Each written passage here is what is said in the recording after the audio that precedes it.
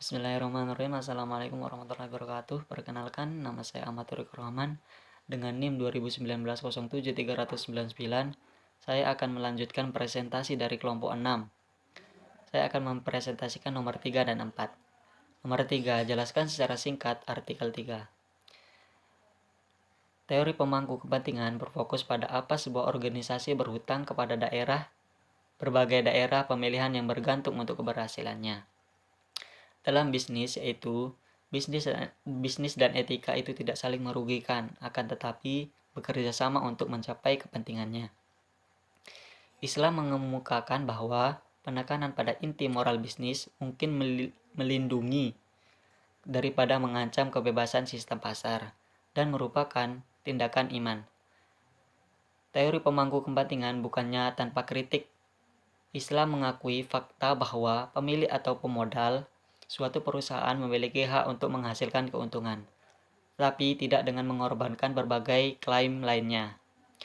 Perusahaan memiliki multifidusia, tanggung jawab. Islam tidak memandang semua pemangku kepentingan memiliki klaim yang sama.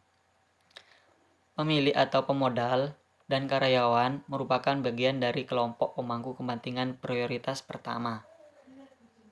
Kelompok berikutnya termasuk pemasok dan pelanggan.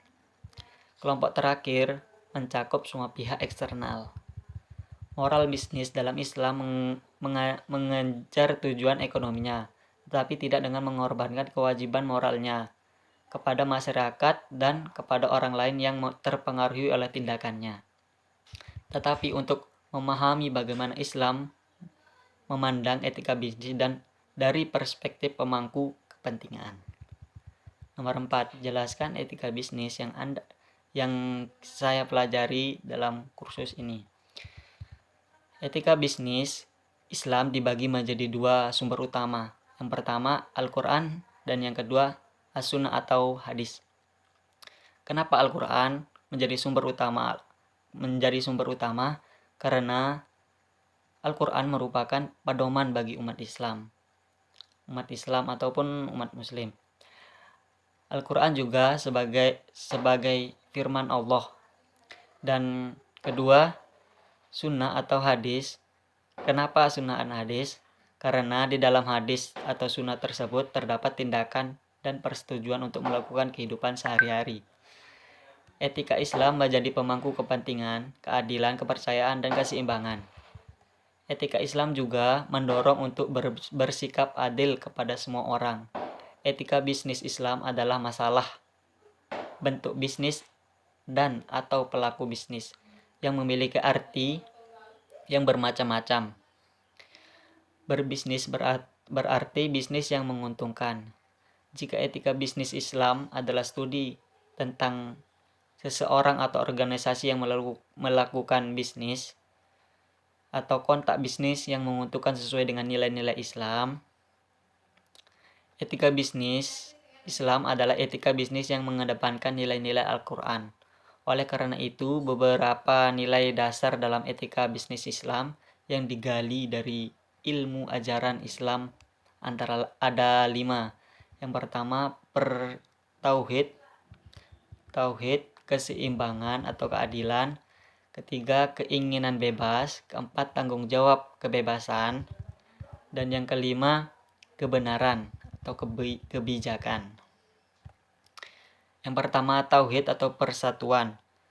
Tercermin dalam konsep tauhid yang memandukan seluruh aspek kehidupan umat Islam di bidang ekonomi, politik, sosial menjadi satu kesatuan yang homogen dan menekankan pada konsep konsistensi dan ketertiban secara keseluruhan. Nomor 2, keseimbangan atau keadilan.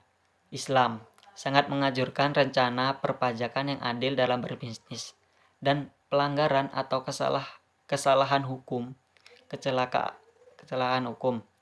Kecelakaan besar bagi orang yang sakit jiwa, yaitu yang mendapat dosis dari orang lain meminta untuk dipenuhi. Sedangkan saat mengukur atau menimbang untuk orang itu selalu dikurangi. Seperti contohnya riba. Dan selanjutnya, keinginan bebas. Kebebasan. Kebebasan adalah bagian penting dari nilai-nilai bisnis yang etis, tetapi kebebasan itu tidak merugikan kepentingan kolektif. Kepentingan individu terbuka lebar. Selanjutnya, tanggung jawab. Tanggung jawab.